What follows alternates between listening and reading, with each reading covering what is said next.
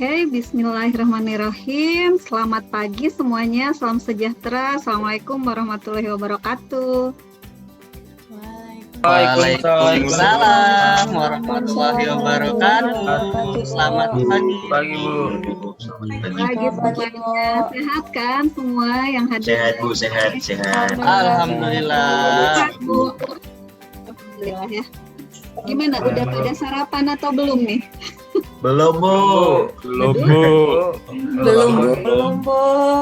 Ya, kalian kalaupun menyimak ibu sambil sarapan nggak masalah ya, kan nggak kelihatan. Dirapel Bu, sarapan sama makan siangnya Bu. Ya, digabung ya, dirapel. Iya Bu, dirapel. Ya, yang penting jangan sampai pingsan ya pas lagi kuliah. Ya Bu. Oke, alhamdulillah ya semuanya kabarnya sehat walafiat lahir dan batin ya.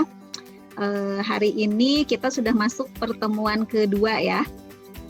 Sebelum memulai pelajaran hari ini, alangkah lebih baiknya kita berdoa dulu ya menurut agama dan kepercayaannya masing-masing. Berdoa dipersilahkan.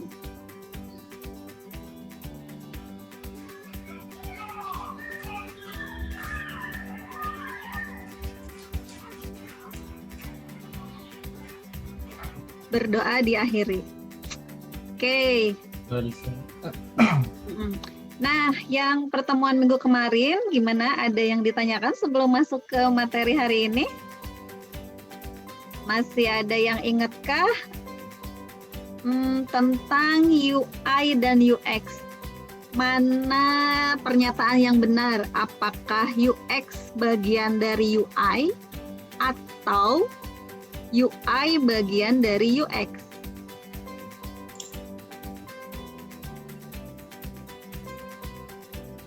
UI bagian dari UX.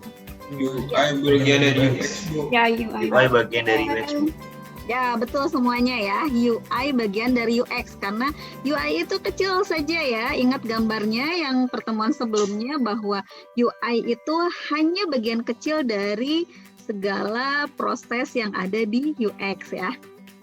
Nah, oke nih teman-teman, boleh ya nanti kalau misalnya pas ada sesi tanya jawab ya boleh langsung aja dijawab ya. Atau misalnya teman-teman nih pada saat saya lagi jelasin nanti ada yang pengen ditanyakan, boleh juga langsung open mic ya. Kadang kan kalau ditunda lupa atau mungkin bisa dituliskan di chatting ya. Oke, nah terus apa lagi ya review yang minggu kemarin? Oh iya, yang ini. Kalau UX itu biasanya kan bertolak belakang ya dengan developer tuh. Nah, gimana caranya supaya kita bisa membuat sebuah produk yang sesuai dengan kebutuhan dari calon user kita? Apa yang harus dilakukan?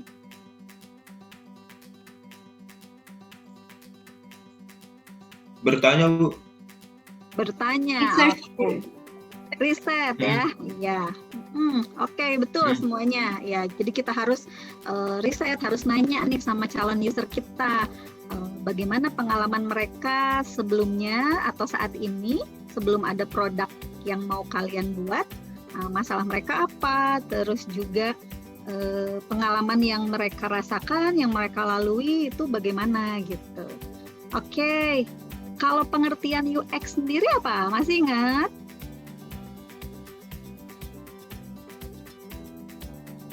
Segala sesuatu yang dapat dirasakan, dilalui, dialami oleh user. Betul sekali Nadine. Oke, prok ya.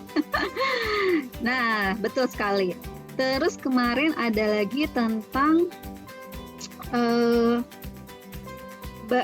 ilustrasi otak ya.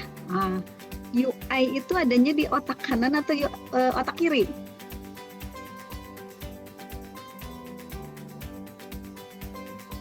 UI.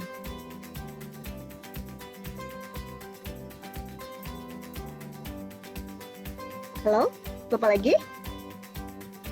UI adanya di otak kanan atau otak kiri?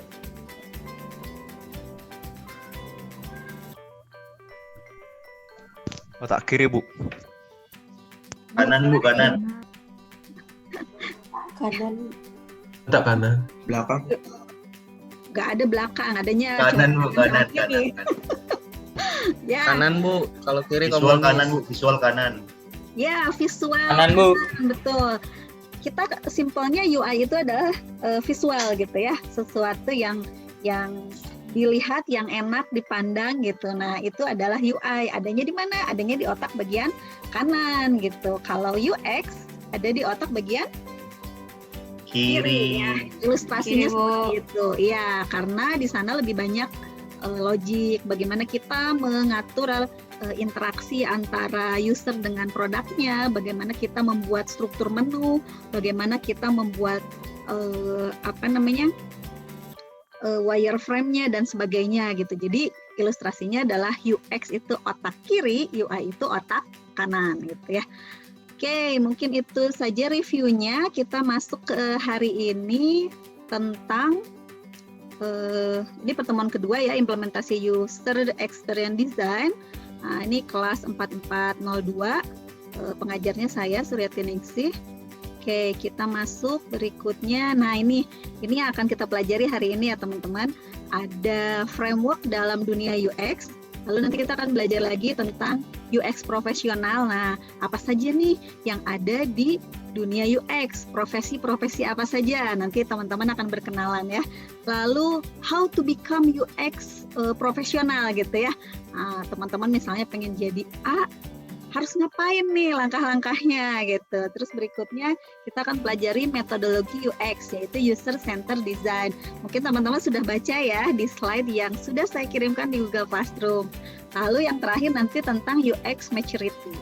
Nah, berikutnya kita masuk ke framework dalam dunia UX. Nah, ini dia framework dalam dunia UX, ada dua. Yang pertama adalah design thinking. Nah, mungkin di kelas ini ada yang sudah pernah dengarkah istilah design thinking ini? Udah pernah mempelajari?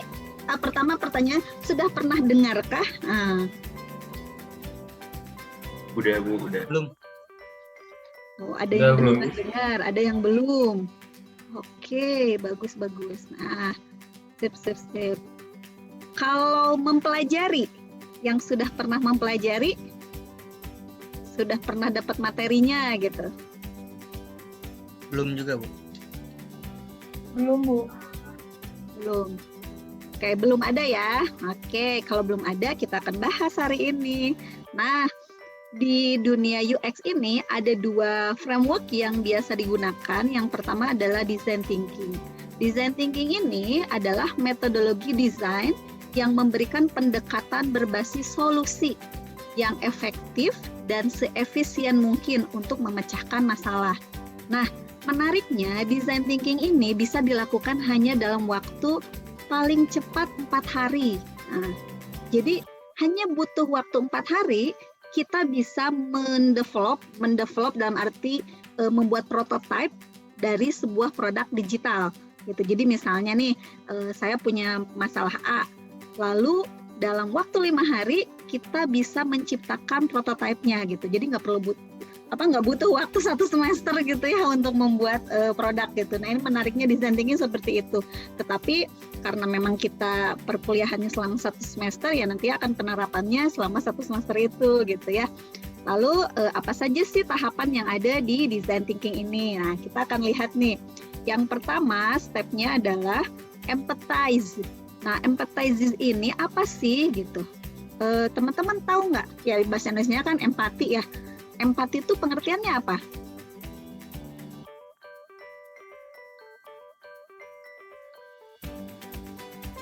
Peduli, Bu. Peduli. Disertakan Oke. tindakan Bu. Gimana? Disertai tindakan. Oh, peduli disertai tindakan. Oke, bagus sekali. Ada lagi yang punya pendapat lain? Tadi Kemampuan memahami perasaan orang lain, Bu. Risha, kemampuan memahami perasaan orang lain. Boleh, apalagi? Ada lagi pendapat lain? Rasa ingin menolong, Bu. Claudia, rasa ingin menolong. Oke, yang lain?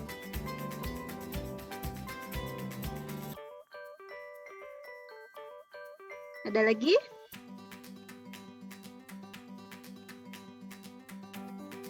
Nggak ada lagi? Nah, terus kalau misalnya saya tanya, apa bedanya empati dengan simpati? Simpati hanya perasaan, Bu. Sementara empati itu disertai tindakan. Oh ya, Rizky, betul sekali Rizky. Prok, prok, prok. Ya, betul.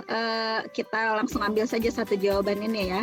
Betul, bahwa yang namanya simpati itu, ya itu tadi hanya sekedar memberikan ucapan misalnya teman-teman kan suka lihat tuh kalau di grup misal ada yang mendapatkan kedukaan gitu ya kita hanya mengucapkan ya turut berduka cita dan seterusnya gitu, sedangkan itu simpati ya. Sedangkan kalau empati ya tadi ada tindakan yang dilakukan, contohnya kalau teman kita lagi sakit ya kita datang, kita nengok, kita tanya, atau ya tanpa perlu ditanya ya kita berikan bantuan semampu kita gitu ya, misal bawa makanan kesukaannya dia ataupun misalnya menemani di selama opnam misalnya seperti itu. Nah itulah yang namanya empati gitu ya. Jadi tidak hanya ikut merasakan tetapi ya benar-benar kamu sakit aku juga sakit gitu ya. Itulah empati gitu. Tidak hanya di lisan gitu, tetapi dalam fisik, tindakan maupun dalam perasaan juga benar-benar ikut terlibat gitu ya, ikut merasakan bahwa oh teman aku sakit nih sampai opnam, orang tuanya jauh gitu ya, di luar Pulau Jawa gitu, nggak mungkin nih datang ke Bandung. Ya udah deh sebagai rasa empati aku nih nemenin dia di rumah sakit gitu ya, dan mengurus segala kebutuhannya yang lagi sakit ini.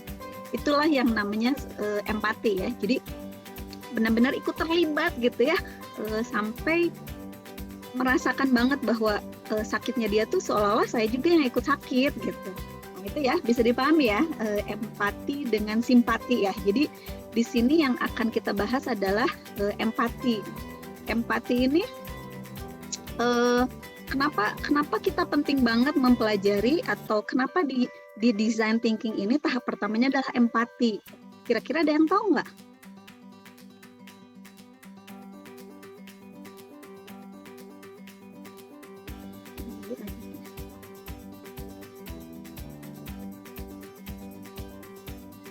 Karena Bu dirasakan dulu Bu, baru dilaksanakan gitu. Kalau nggak ada dirasakan nggak bisa dilaksanakan. Ada perasaan dulu Bu, baru jatuh cinta. Maksudnya baru disalurkan gitu Bu. Ya, jadi harus. Nah, tujuannya tadi kita berempati itu apa? Kan tadi merasakan gitu ya. Memangnya tujuannya apa sih sebenarnya? Kenapa kita harus berempati gitu? Terus empati kepada siapa atau terhadap apa? Terhadap masukan dari orang lain Bu, menurut saya. Masukan dari orang lain, oke. Terus? Kalau menurut saya Bu, biar tahu apa yang harus dilakuin Bu. Tahu apa yang harus dilakukan, oke. Ya. Terus tadi kita empatinya terhadap siapa atau terhadap apa?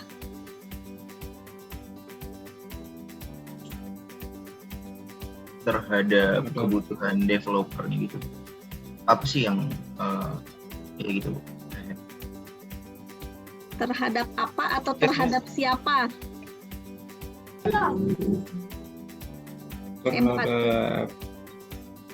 Terhadap apa atau terhadap siapa?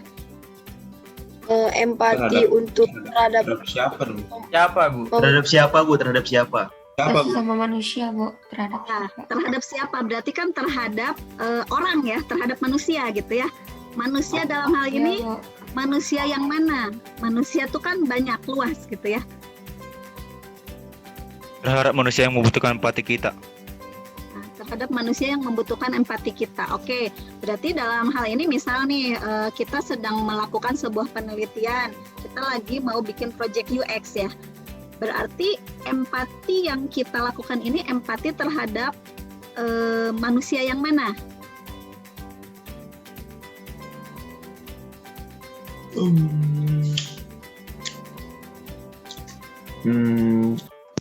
Calon manusia yang pengguna. sedang membutuhkan Iya, pertolongan calon kita. pengguna. Iya, betul. Siapa tadi yang bilang?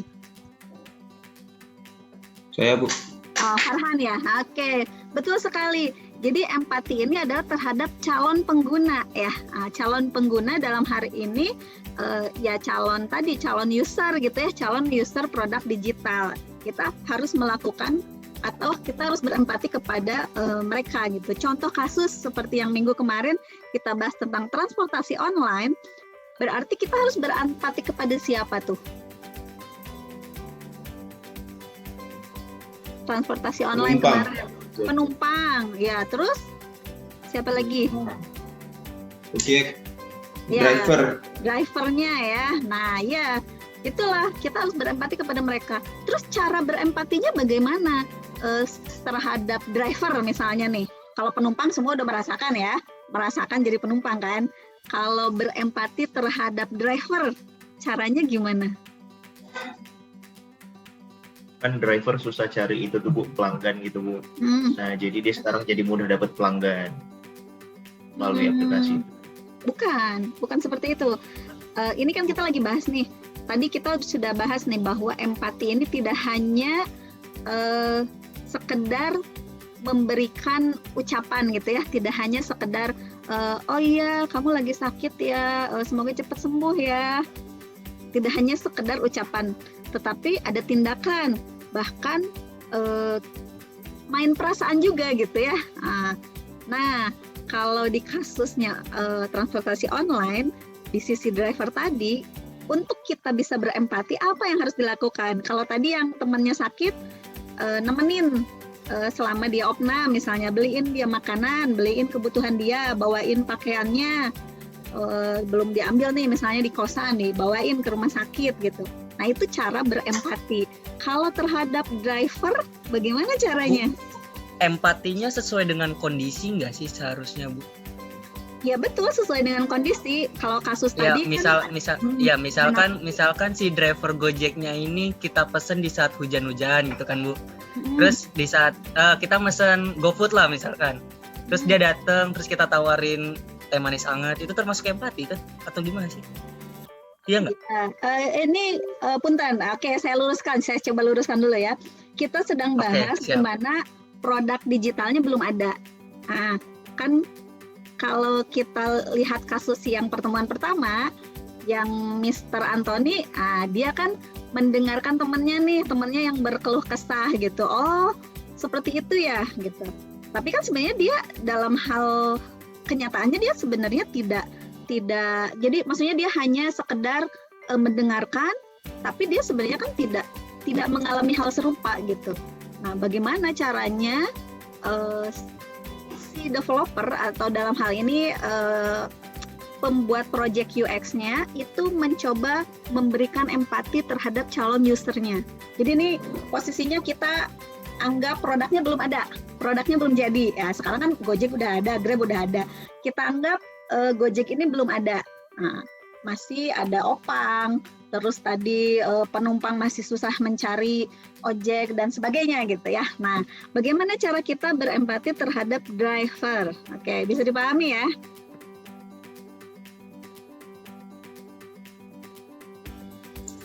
Bisa Bu. Ya, oke. Gimana cara berempati terhadap driver? Dengan attitude yang ramah nggak sih Bu? Belum. Kan tadi balik lagi, empati itu apa? Kita ikut merasakan, bahkan kita mendalami gitu ya, dan terlibat di dalam kejadian tersebut gitu. Contoh kasus tadi, teman kamu ada yang sakit. Nah, gimana cara keterlibatan kamu? Ya kamu temenin dia saat dia lagi sakit kan? Temenin di rumah sakit. Kamu ikut melihat, oh dia diinfus, oh dia makanannya ini, oh dia perlu dibantu nih disuapin gitu ya. Ya sebenarnya kalaupun mungkin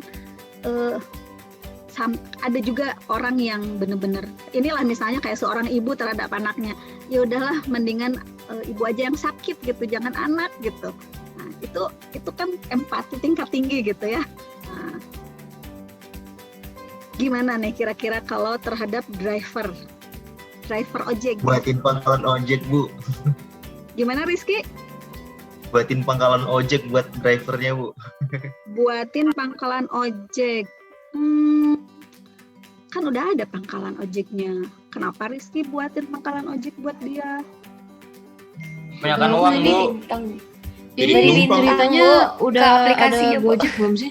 Belum. Ini maksudnya Bu ngarahnya ke aplikasi belum. juga, Bu.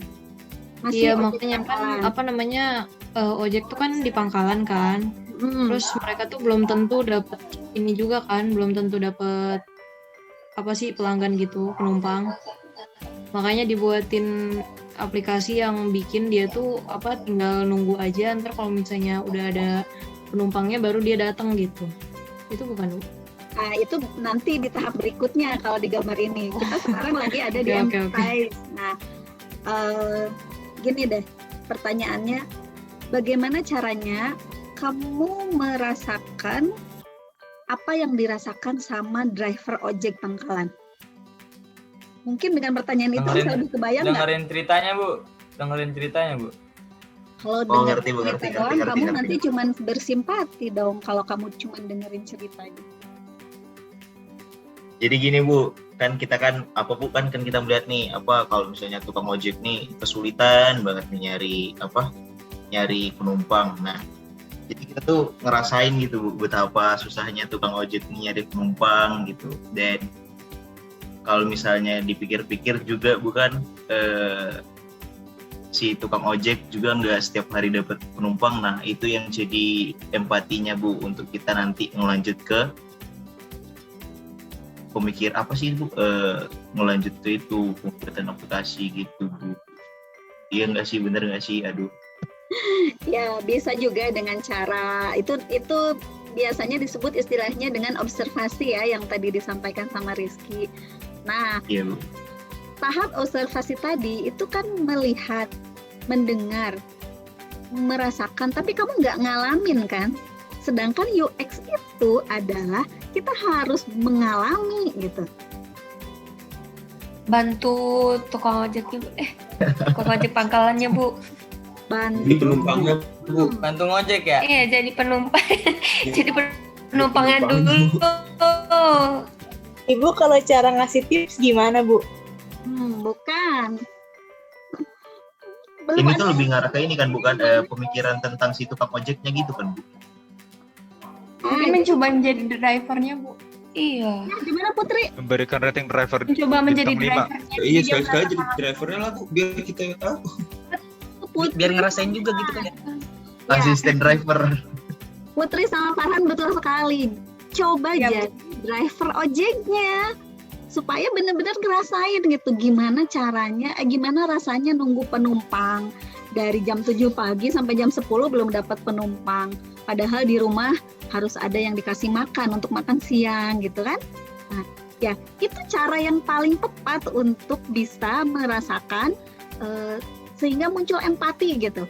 Caranya gimana? Ya caranya jadilah driver ojeknya gitu. Biar kamu tuh tahu, oh ternyata misalnya dari jam 7 sampai jam 5. Oh ternyata hari ini cuma dapat 5 penumpang 10.000, cuma dapat 50.000. Di rumah ada misalnya yang laki-laki gitu ya, di rumah ada istri, ada anak 2 gitu.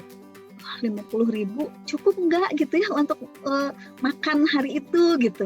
Nah, untuk besok lah berarti ya, asumsinya kan hari ini udahlah mungkin pakai uang yang kemarin. Untuk makan besok gimana nih, belum dipotong bensin gitu ya. Nah kayak gitu, jadi keterlibatannya tidak hanya mendengarkan, tidak hanya memperhatikan, tidak hanya melakukan observasi di wilayah tersebut, tetapi terjun langsung, alami gitu apa yang mereka alami selama menjadi driver ojek pangkalan gitu, sehingga kamu bisa tahu, oh kayak gini ya rasanya. Bahkan misal sehari tuh nggak ada penumpang sama sekali kan, ojek pangkalan banyak ya, nggak cuma 1 orang kan. Nah bisa jadi nggak dapat sama sekali gitu, nggak ada yang orang yang turun di daerah situ gitu. Nah jadi dengan cara kayak gitu maka akan muncul empati. Kebayang? Bayang Bu. Bayang, Bu. Oke. Ya kayak Bayang Bu. Nah, ini siapa, ada Franklin, empati sangat penting untuk apa nih?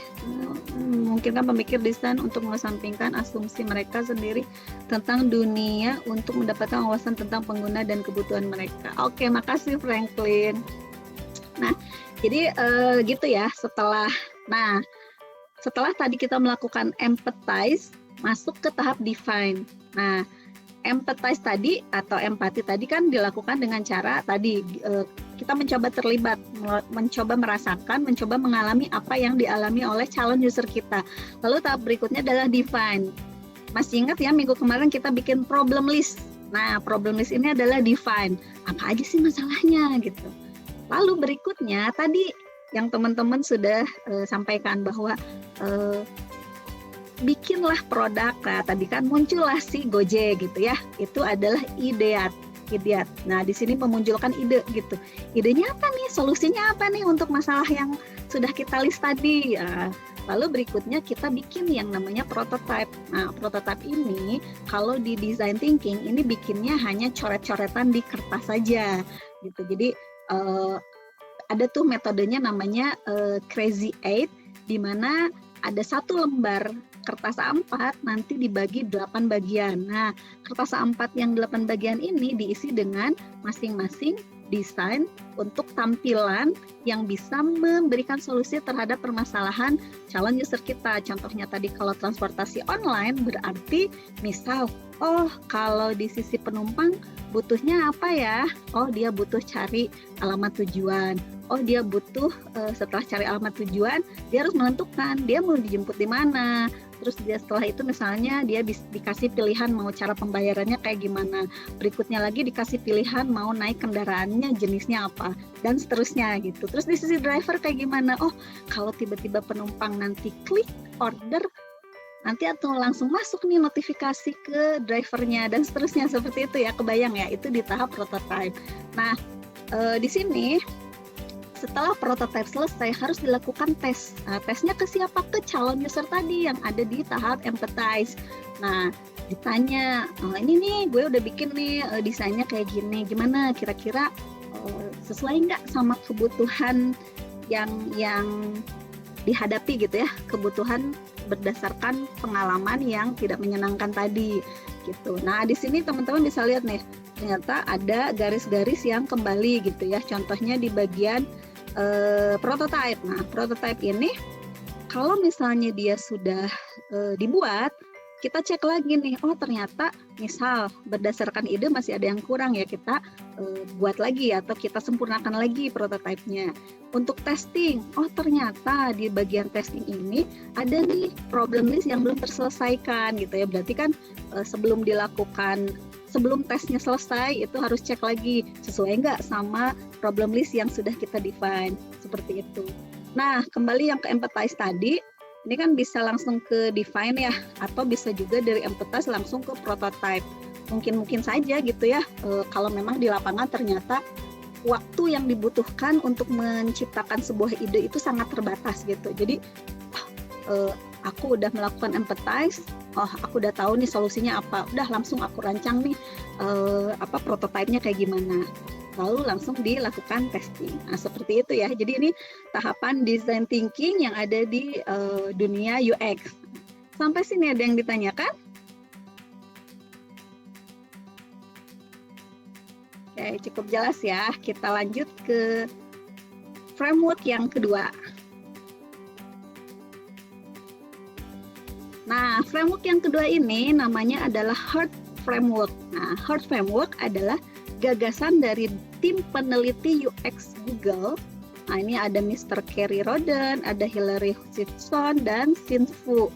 Memberikan serangkaian matriks yang berpusat pada user, yang memungkinkan Anda mengukur pengalaman user dalam skala besar.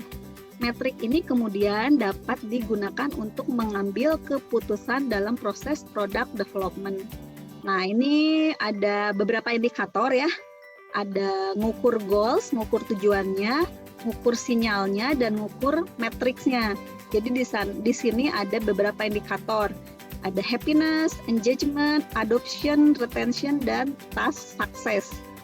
Ini nanti akan dilihat di bagian goals. Kalau mau tahu antara happiness dengan goals-nya, berarti kita akan ngukur user satisfaction. Kalau di bagian sinyal, kita ngukur survei rating, misalnya kasih bintang gitu ya. Kalau di bagian matriksnya ini bentuknya pengukuran kepuasan dan seterusnya gitu ya. Nah ini biasanya kita pakai kalau produknya sudah jadi, biasanya seperti itu. Jadi kalau framework ini biasanya digunakan produknya sudah ada gitu ya. Terus nanti dilakukan tahapan-tahapan ini karena kita pengen ngukur seberapa happy orang berinteraksi dengan produk yang sudah kita buat. Terus bagaimana nih proses engagement-nya, lalu adopsi oleh masyarakat atau oleh calon pengguna itu bagaimana, retention ini kan kita ngukur seberapa setianya orang menggunakan produk tersebut. Nah ini task success berarti kan setiap tugas yang harus dikerjakan atau yang harus diselesaikan dengan produk ini apakah mencapai tujuan atau tidak gitu. Nah itu nanti diukur oleh framework HEART ini gitu ya. Nah kalau ini sih saya lihat memang sangat jarang ya yang menggunakan HEART framework, yang lebih banyak tuh yang tadi yang design thinking gitu. Jadi mungkin teman-teman nanti di kalau baca-baca gitu ya akan sangat banyak referensi tentang design thinking dibandingkan dengan HEART framework gitu. Ya, nanti di sini teman-teman bisa juga nih baca referensi. Belum ya di bagian belakang berarti. Nah ini nanti referensinya saya taruh di halaman berikutnya. Setelah ini saya kayaknya salah menempatkan slide-nya. Harusnya setelah ini referensinya.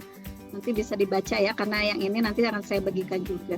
Oke, sampai sini ada yang ditanyakan tentang framework di dunia UX?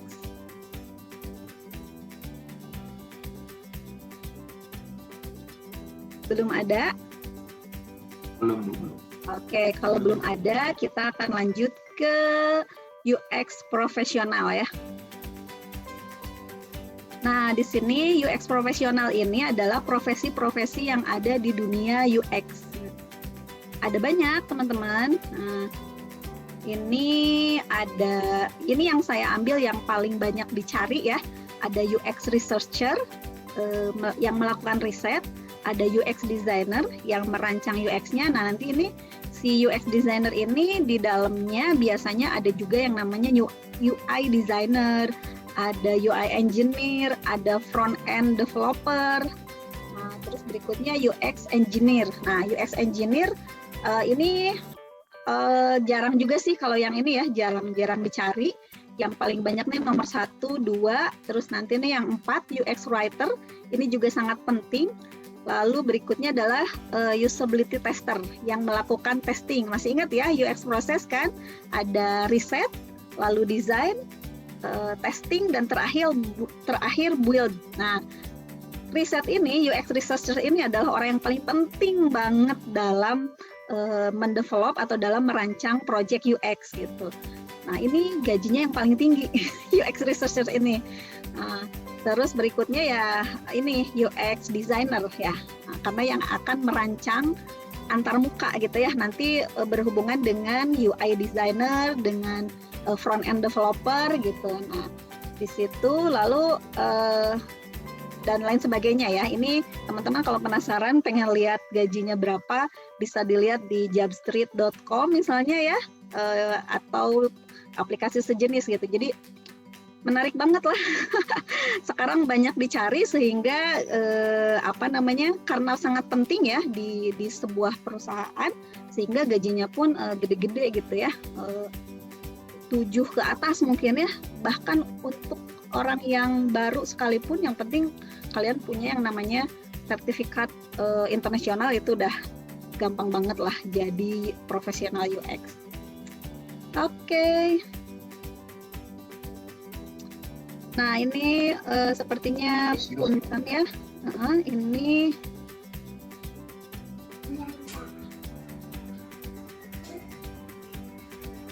Oke, tadi Rizky ya mau bertanya ya, boleh diulang lagi pertanyaannya. Sebelumnya Bu, bisa kembali ke slide sebelumnya Bu, yang bagian-bagian dari UX profesional itu Bu. Oh yang ini. Itu itu kan UX researcher itu kan kalau kita tahu bukan berarti kan dia menemukan sesuatu tuh Bu. Nah setelah dia menemukan sesuatu kan otomatis tugasnya selesai gitu Bu, atau gimana Bu? Atau dia kerjanya gimana lagi gitu di dalam perusahaan itu? Oke, pertanyaan yang sangat bagus sekali Rizky.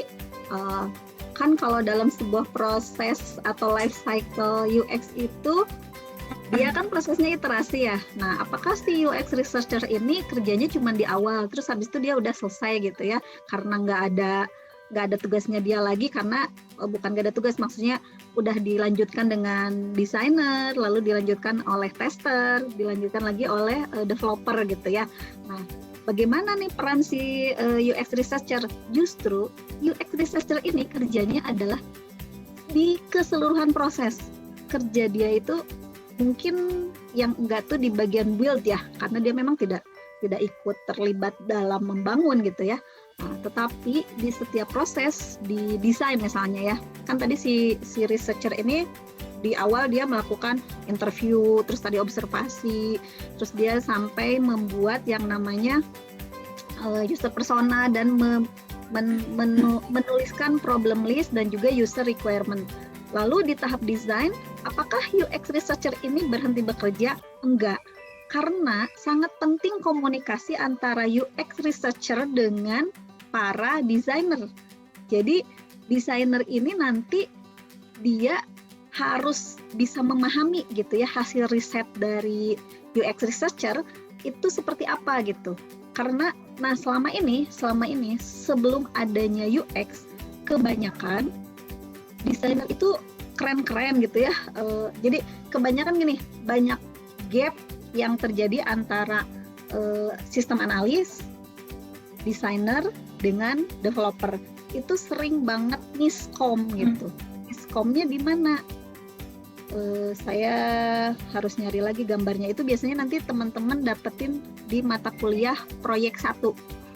Jadi gini, user itu misalnya pengen membuat sebuah kursi di mana kursinya itu posisinya ada di bawah pohon gitu. Sedangkan yang dipahami sama periset itu belum tentu sama gitu. Bisa jadi yang dia pahami iya dia ngerti kursinya itu di bawah pohon, tapi kursinya tuh beda, bukan seperti yang dibayangkan sama si user. Misalnya user pengennya kursinya kursi sofa, tapi yang dibikin sama researcher yang dipahami, oke, punten di-mute dulu ya. Jadi yang dipahami sama si periset ternyata kursinya bukan kursi sofa, tapi kursi goyang. Lalu yang nanti ditemukan sama desainer bukan kursi goyang, ternyata kursinya ini digantung di bawah pohon. Lalu berikutnya lagi yang dikerjakan oleh si developer itu entahlah kursinya mungkin kayak gimana lagi, udah nggak kebayang gitu ya. Artinya itu gap yang terjadi. Nah, supaya gap atau miskom tadi tidak terjadi, maka si riset ini, si preset ini dia akan terus berkomunikasi dengan desainer. Lalu setelah desainernya selesai membuat prototype, kan nanti dilanjutkan sama tester ya, usability tester. Nah, si preset juga di sini ikut terlibat gitu.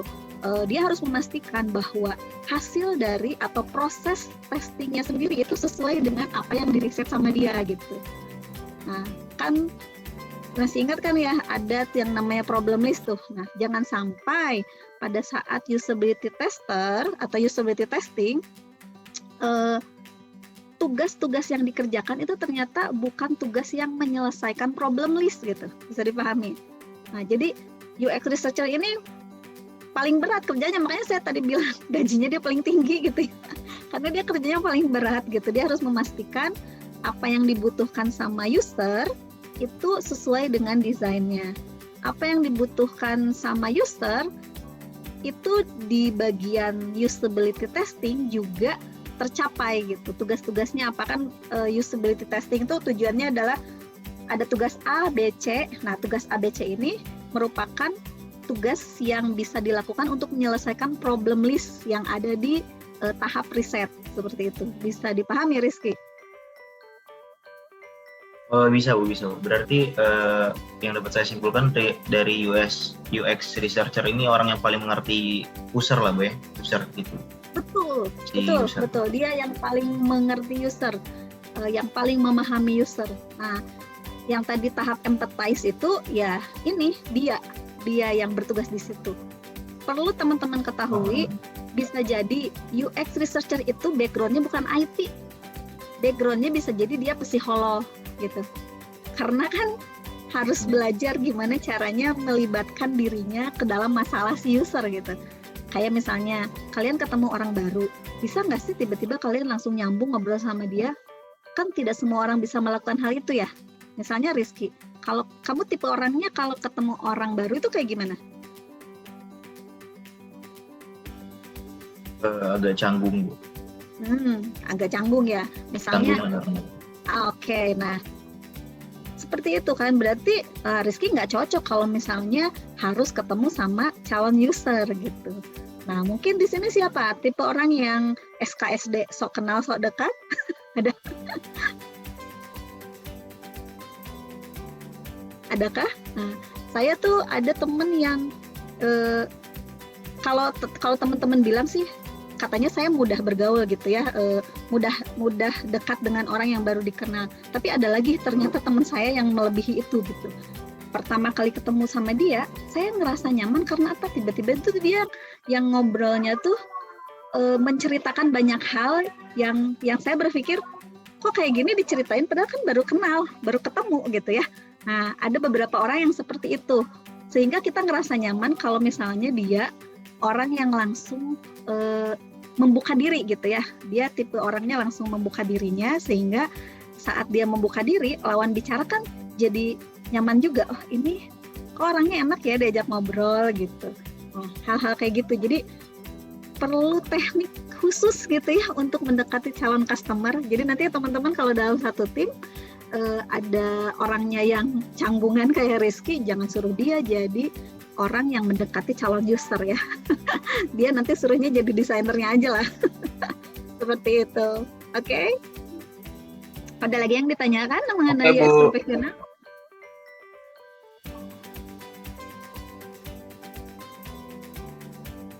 Tidak ada yang ditanyakan? Oke, kalau tidak ada yang ditanyakan kita masuk ke yang berikutnya ya.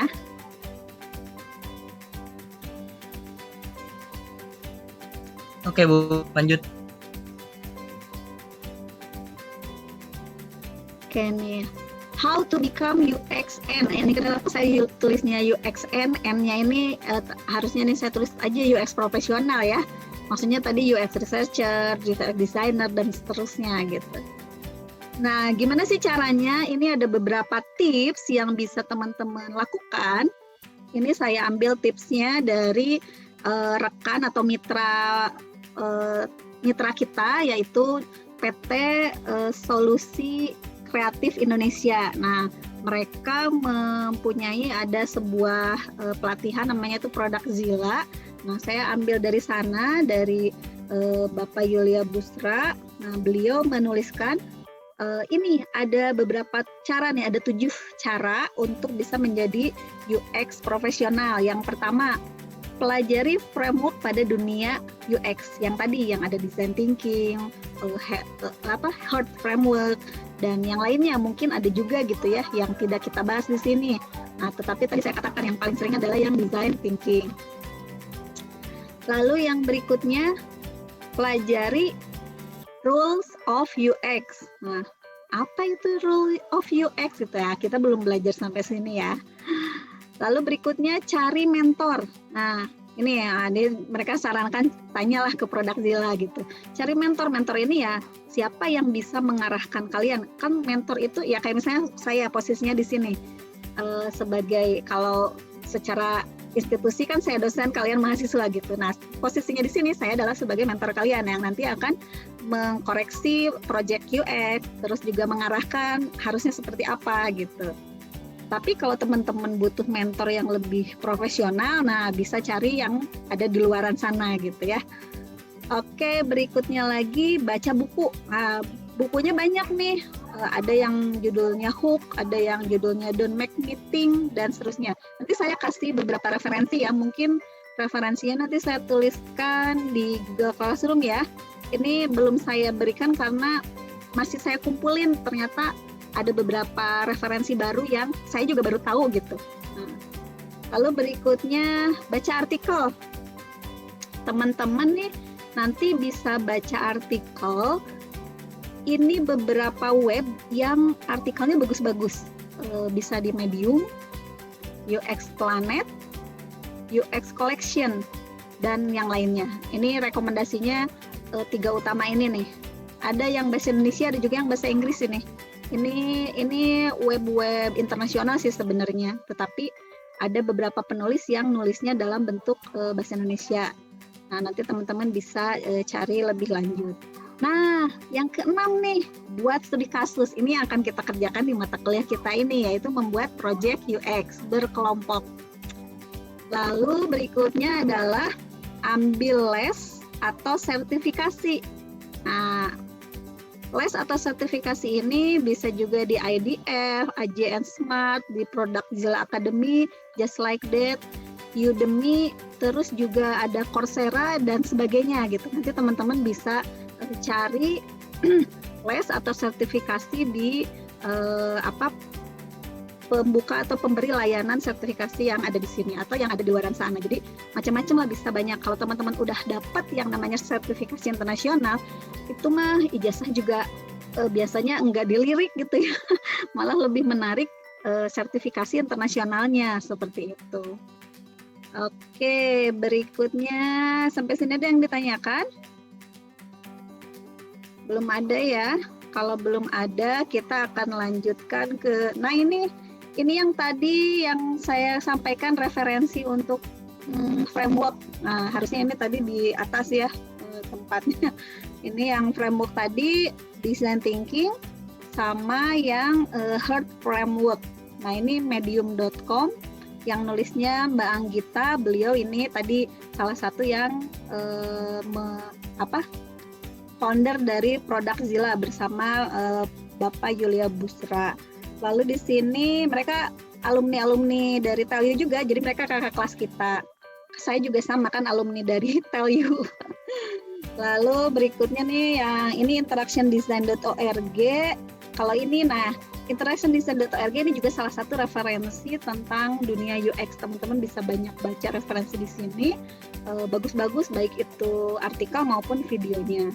Sertifikasi juga bisa di sini. Cuman ya begitulah sertifikasinya, harganya selangit. Harganya nggak ada yang murah. Harganya di atas 10 juta.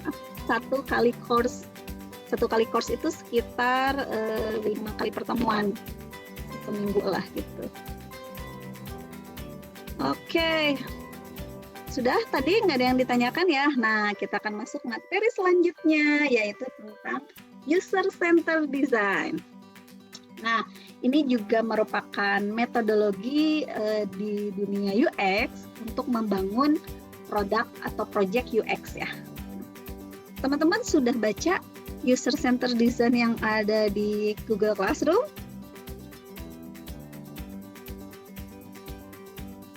Belum semua, Bu. Ya, oke. Kalau di sana teman-teman mungkin nanti akan lihat ada berbagai macam atau banyak jenisnya gambaran atau istilahnya tahapan-tahapan yang ada di user centered design itu macam-macam. Sama saja seperti masakan gitu ya. Masakan itu kan ada satu masakan, tetapi kokinya bisa berbeda-beda gitu ya. Atau kalau dalam kepercayaan kami itu ada mazhab gitu ya, ada beberapa mazhab. Sama user centered design juga seperti itu. Kalau nanti teman-teman menemukan kok beda sih user centered design yang Ibu jelasin dengan yang saya baca, tinggal dilihat saja referensinya masing-masing. Tidak ada yang salah, semuanya itu benar, semua juga hasil riset masing-masing. Jadi dikembalikan kepada kalian mau pakai referensi dari mana. Yang penting tuliskan referensinya dari siapa gitu ya. Jadi kalau tidak ada referensinya kan nanti dikiranya ngarang sendiri, ya nggak? Jadi harus dituliskan referensinya. Nah, kalau yang saya ambil ini sederhananya tadi saya masih mengambil referensi dari produk Zilla. Nah, teman-teman ini kita akan lihat berikutnya adalah apa user centered design. Jadi apaan sih nih gitu ya.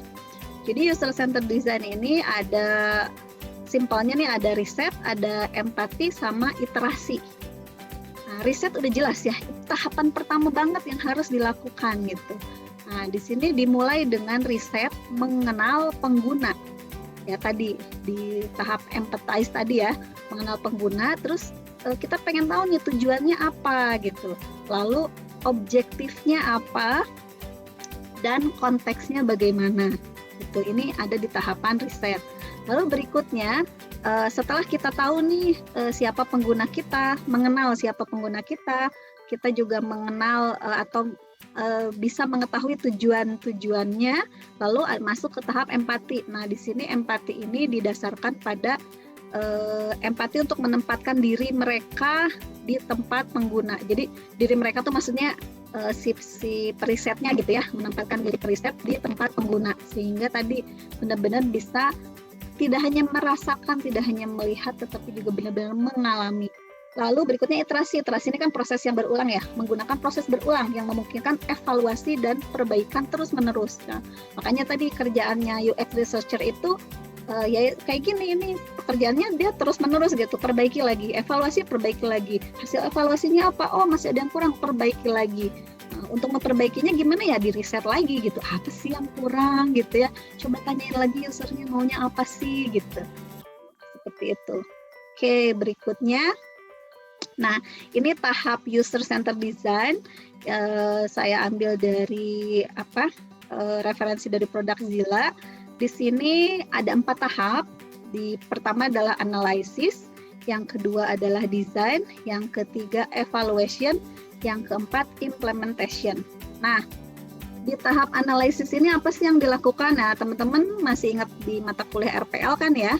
Nah, ini nggak jauh beda lah gitu ya. Di analisis itu tahapnya ngapain ya? Kita perlu menganalisis siapa aja sih calon penggunanya, terus software atau tools yang nanti akan dipakai apa saja, terus perangkat, ya tadi tools itu perangkat lunak ya berarti ya, terus perangkat keras yang nanti akan dipakai kayak gimana. Nah, itu ada di tahap analisis gitu.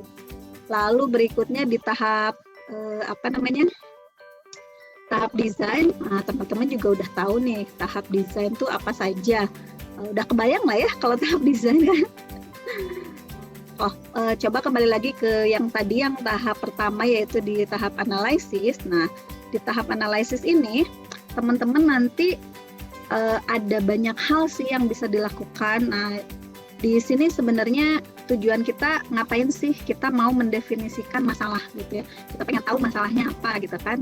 Nah, itu adanya di tahap analisis. Caranya gimana kita mendefinisikan masalah? Pertama, kita bisa lakukan interview. Interviewnya one on one. Jadi saya sebagai yang menginterview calon user yang akan diinterview. Jadi harus one on one gitu ya. Nggak bisa bareng-bareng bertiga gitu ya, nggak bisa.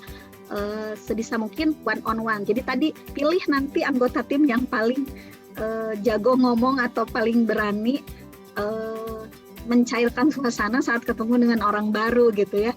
Karena kan tidak langsung tiba-tiba maaf Pak Bu, saya mau nanya ini daftar pertanyaannya langsung dibacain gitu. Enggak kayak gitu juga.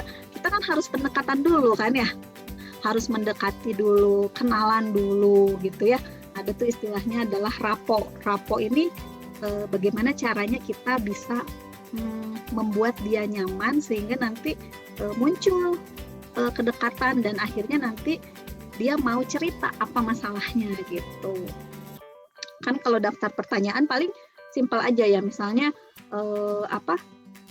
bagaimana Bapak atau Ibu berinteraksi dengan layanan ini selama beberapa tahun terakhir misalnya, apakah ada kesulitan? Nah, mungkin kan pertanyaan kayak gitu. Tapi kalau orangnya belum merasa nyaman, belum tentu dia bisa mengeluarkan semua permasalahan yang dia hadapi atau yang dia alami gitu. Jadi harus benar-benar bisa menjalin relationship yang nyaman di antara pewawancara dengan orang yang akan diwawancara. Gitu. Oke, kecuali kalau udah kenal ya. Kalau udah kenal mah kan gampang ya, langsung aja. Gue punya pertanyaan nih, pengen tahu jawab ya gitu. Tapi kalau orang baru kan nggak gitu. Nah itu tadi ya bisa menggunakan interview. Yang kedua ada tuh namanya metodenya adalah etnografi riset. Nah etnografi riset ini seperti apa sih? Jadi kita mendatangi wilayah misalnya tadi kita mau riset tentang Gojek gitu ya. Akhirnya sekarang jadi Gojek gitu. Nah, kita mau tahu nih seperti apa sih permasalahannya. Nah, etnografi research ini ya kita lakukan risetnya di wilayah aslinya gitu. Oh, kita ke ojek pangkalan, kita lakukan wawancara di sana, kita observasi mereka, nah, seperti itu. Jadi kita langsung mendekati objek yang jadi penelitian kita dan juga kita langsung melakukan atau langsung diskusi di situ gitu ya. Lalu berikutnya ada yang namanya usability testing. Nah, usability testing ini biasanya sih terhadap produk yang sudah ada untuk kita perbaiki kekurangannya apa gitu. Misal gitu ya, sebelum ada Gojek itu udah ada nih aplikasi sejenis, misal namanya ABC gitu. Nah, aplikasi ABC ini ternyata masih banyak nih kekurangannya. Nah, untuk memperbaiki kekurangannya, supaya kita tahu apa kekurangannya, lakukanlah usability testing. Jadi itu udah 3 cara ya. Lalu berikutnya ada lagi yang namanya teknik 5 whys. 5 whys ini kita nanya dengan 5 pertanyaan, 5 kata tanya gitu. Misalnya, tadi ya kasusnya driver aja ya. Bagaimana Bapak mendapatkan pelanggan? Terus misalnya saya perisetnya ya, saya nanya, Bapak, gimana caranya dapetin pelanggan untuk 1 hari ini? Nah, nanti si bapaknya kan jawab nih, oh ya nunggu aja Neng, udah ini kan ojek pangkalan ya, udah nunggu aja siapa yang datang. Terus nanya lagi, bagaimana? Nah itu tadi kan bagaimana yang pertama adalah bagaimana cara cari penumpang. Lalu bagaimana yang kedua tergantung jawabannya tadi. Kan jawabannya tadi nunggu ya. Dia nanya, terus kita nanya lagi. Menunggu ya Pak ya. Kalau dalam menunggu ini bagaimana kalau misalnya dalam sehari ini tidak ada penumpang gitu? Apa yang Bapak rasakan? Terus bapaknya jawab lagi dan seterusnya. Jadi 5 whys itu adalah bertanya dengan awal kata tanyanya itu kenapa, mengapa, tetapi tergantung kepada jawaban-jawaban dia nantinya. Jadi nantinya akan semakin dalam gitu. Kenapa 5 why? Karena setiap nanya ke why yang kedua itu akan semakin dalam lagi jawabannya gitu. Lalu ada lagi teknik yang berikutnya, itu kan ada 4 ya. Tadi kan pertama interview, terus etnografi riset, terus yang ketiga adalah usability testing, yang keempat 5 whys, yang kelima ini adalah focus group discussion. Nah, kalau yang kelima ini, focus group discussion ini nanti teman-teman ngumpul gitu ya dengan calon usernya tadi. Ada ngumpulin 5 orang ngumpulin 5 orang driver ojek pangkalan, ngumpulin 5 orang calon penumpang. Nah, kita sebagai preset, kita diskusi di situ. Nah, kita tanya setiap orang masalahnya apa, setiap orang mengemukakan masalah masing-masing gitu. Nanti akan ketahuan apa saja sih masalah yang dihadapi dari setiap calon user kita. Ada 5 ya?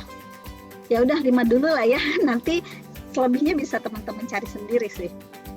Banyak lagi. Berikutnya, tadi kan kita udah mendefinisikan masalah nih dengan beberapa metode. Nah, terus ngapain lagi? Ya kita harus validasi dong masalahnya. Bener nggak masalah yang dirasakan si A itu juga dirasakan oleh si B, si C, si D, si E gitu. Kayak gitu. Nah kalau tadi ada focus group discussion itu lebih enak karena orangnya kan ngumpul semua di situ ya. Misalnya orang pertama bilang, ya masalah aku nungguin ojek di daerah misalnya di desa Lengkong gitu ya, tapi nggak ada yang lewat gitu. Bener kayak gitu. Nah tanya lagi orang kedua, ternyata orang kedua juga sama masalahnya, dia ngalami hal serupa. Orang ketiga gimana? Sama juga. Orang keempat enggak, ya karena dia nggak pernah ke daerah situ gitu ya. Orang kelima enggak juga karena dia nggak pernah ke daerah situ. Nah, jadi dengan kita memvalidasi masalah A ke orang lain, nah itu adalah salah satu cara untuk menyatakan bahwa oh bener loh, ini adalah masalah, sehingga perlu dicari solusi gitu. Lalu berikutnya tadi kan kita ya boleh. Maaf ya Bu ya, ini. Jadi tadi kan kita udah ada yang interview etnografi riset itu tuh apa namanya, metode buat apa judulnya? Buat ini di bagian analisis untuk mendefinisikan masalah. Oh oke. Makasih Bu. Nah, ya. Jadi untuk mendefinisikan masalah tadi tahapan cara-caranya bisa banyak gitu ya. Jadi analisis ini kan sebenarnya sama aja dengan tahapan awal tadi ya, riset ya, di tahap riset gitu. Nah di sini cara mendefinisikan masalahnya tadi saya ulang lagi, ada beberapa yang saya sampaikan tadi sudah ada 5. Yang pertama interview, one-on-one interview. Yang kedua adalah etnografi riset, yang ketiga adalah usability testing, yang keempat adalah 5 whys, yang kelima focus group discussion. Nah itu saja yang perlu kita tahu ya, yang paling sering sih itu yang dipakai gitu ya. Yang lainnya lagi masih banyak lagi metode risetnya itu bisa, yang saya ketahui sampai saat ini tuh ada sekitar 22 yang sudah saya ketahui sampai saat ini. Belum tahu lagi nih ada yang lebih baru lagi atau enggak gitu ya. Lalu tadi kan sudah mendefinisikan masalah nih dengan salah satu cara dari 5 ini. Boleh nggak sih Bu saya pakai caranya lebih dari 1? Disarankan teman-teman pilih caranya minimal 2. Misalnya one-on-one interview sama focus group discussion gitu. Jadi disarankan 2. Oh iya, bisa juga dengan cara survei ya. Nah, tadi saya belum sampaikan, jadi ada 6 ya. Bisa juga dengan cara survei. Teman-teman bikin pertanyaan di Google Form, terus nanti disebar gitu ya. Nanti kan orang ngisi. Nah, teman-teman juga bisa mendefinisikan masalah dengan cara itu. Nah, berikutnya setelah kita mengumpulkan, oh kata mereka masalahnya ini, kita harus validasi dong. Bener nggak sih masalahnya seperti itu? Bagaimana cara memvalidasi? Lakukan lagi interview gitu. Nah, jadi interviewnya nggak cuma sekali, bisa beberapa kali. Beberapa kali ini apakah ke orang yang sama? Ya tentunya enggak dong, ke orang yang berbeda lagi gitu ya, untuk memvalidasi masalah. Kan di minggu kemarin saya sudah pernah sampaikan, kalau misalnya saya sebagai penumpang, itu kan hanya yang saya alami. Benar nggak sih masalah saya ini dialami oleh orang lain? Nah, ini adalah proses validasi masalah. Tanya ke orang yang kedua, nemu masalah yang kayak saya nggak? Nah, tanya lagi ke orang ketiga, tanya lagi ke orang keempat, tanya lagi ke orang kelima. Minimal 5 orang, ingat ya. Yang ditanyakan sampai sini? Siapa tahu saya kecepatan jelasinnya. Ya nggak apa-apa, dipotong aja ya.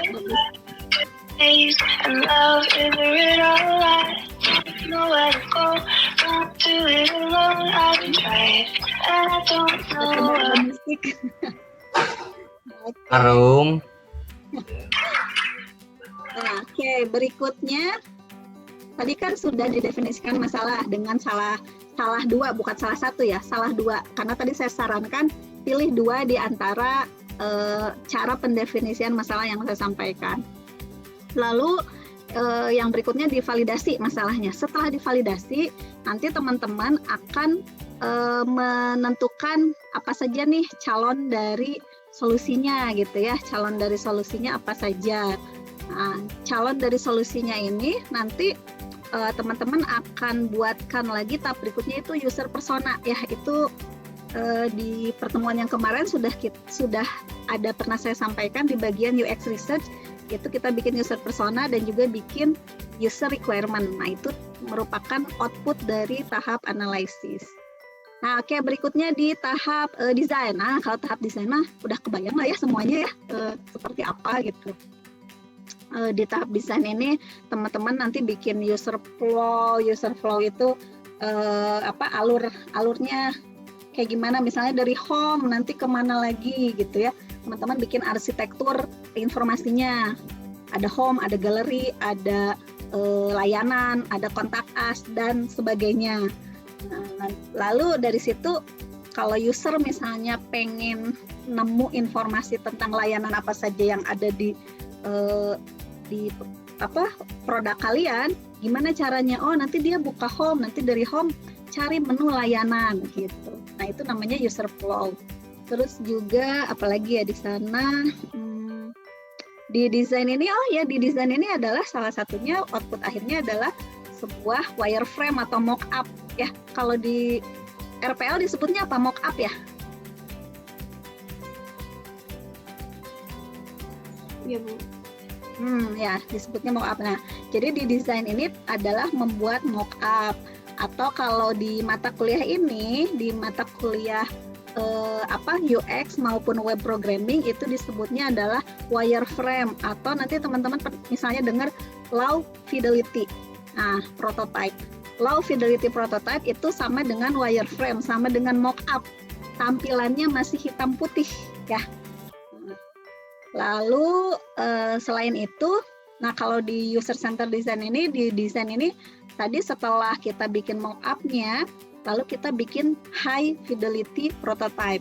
High fidelity prototype ini kayak gimana? Ya berarti tadi mock-up atau prototype yang sudah diberi pewarnaan, tipografinya sudah jelas, bentuk ikonnya, ukuran gambarnya, tata letaknya, dan juga dia sudah clickable gitu ya. Dari menu kita klik home atau kita klik login itu udah bisa masuk, sudah kebuka berandanya, sudah bisa berinteraksi, padahal di dalamnya belum ada hard code-nya, belum ada source code-nya gitu. Hanya desain sebenarnya. Oke. Bu, tadi namanya apa, Bu? High apa? High fidelity, tinggi, high fidelity prototype. Coba saya tuliskan di chat ya. Nah, ini tadi kan ada low fidelity prototype. Ini sama dengan mock-up, terus wireframe, SketchUp.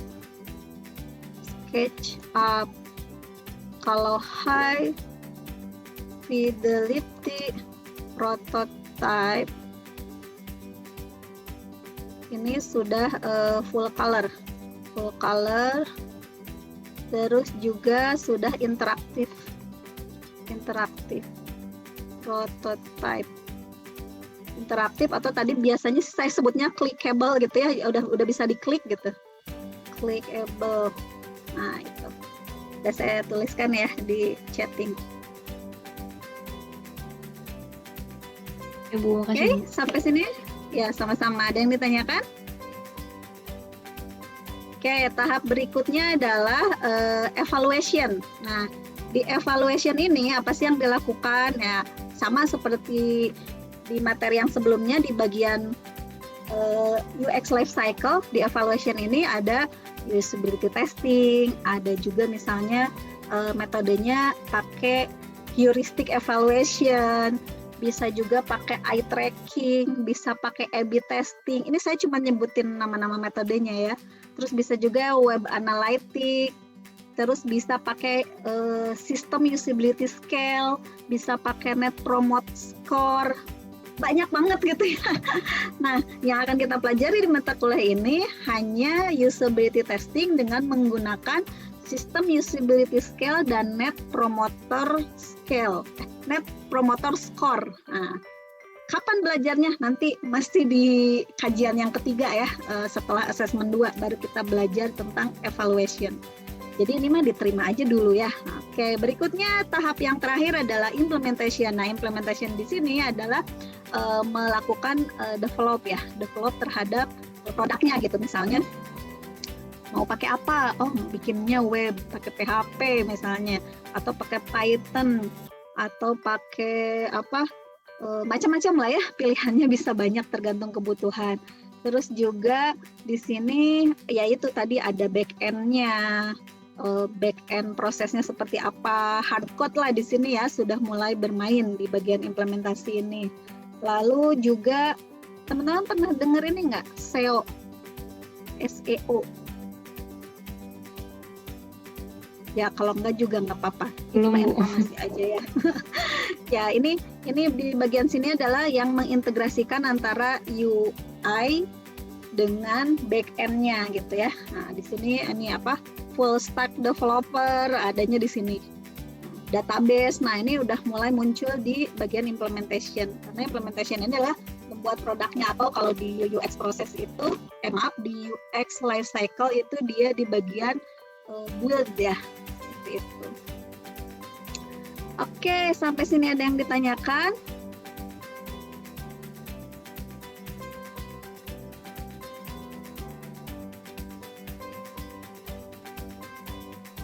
Gimana? Ada yang ditanyakan kah?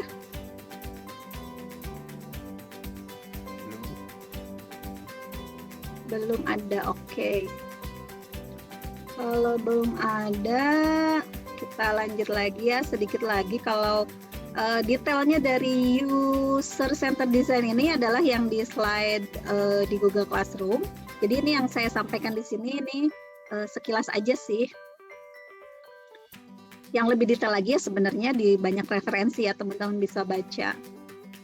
Nah ini yang materi terakhir dari pertemuan hari ini adalah tentang UX maturity atau kematangan UX. Nah kematangan UX ini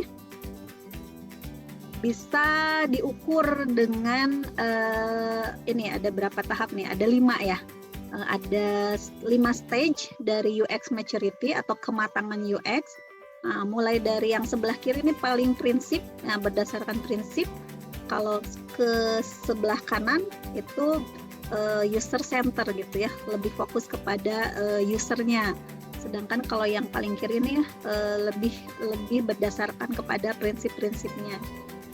Nah, kalau di sini kita lihat sebentar.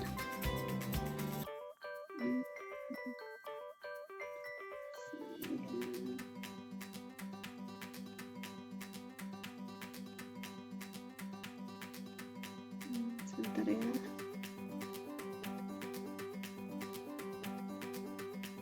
UX maturity.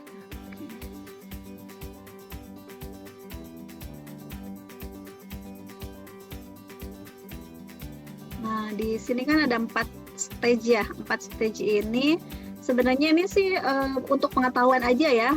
Teman-teman nggak terlalu menguasai yang bagian ini juga nggak apa-apa sih. Ini hanya sebatas pengetahuan. Jadi saya juga tidak akan menitik beratkan materi di bagian ini. Sebentar ya, saya ini buka referensi dulu. Nanti teman-teman bisa baca detail lagi, ada referensi yang saya temukan sesuai dengan gambar ini. Nah ini nanti saya share ke Ibu zoomnya 1 menit lagi.